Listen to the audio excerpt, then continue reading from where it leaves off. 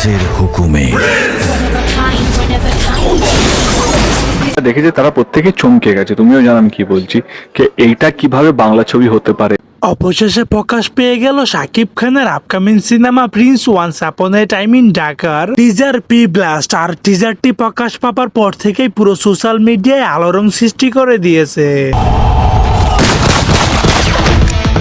Cheers. দুর্দান্ত fight sequence আর শাকিব খানের ভয়ঙ্কর চাউনি। দর্শকদের দাবি এমন ভয়ঙ্কর লুকে শাকিব খানকে এর আগে কখনো দেখা যায়নি।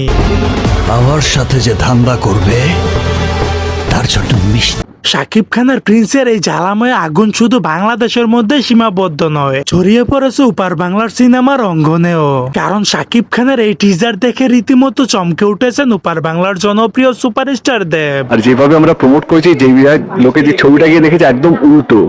লোকে সুপারস্টার দেব একটি সাক্ষাৎকারের মধ্যে বললেন, এমন ভয়ঙ্কর লুকে শাকিব খান নিজেকে প্রেজেন্ট করবে সেটা কল্পনাই করতে পারছি না। আর এই নতুন শাকিব খানকে চিনতেই পারিনি।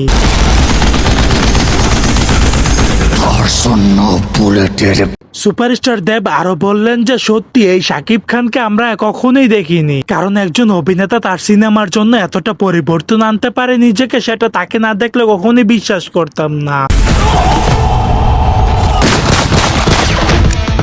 চিয়ার্স।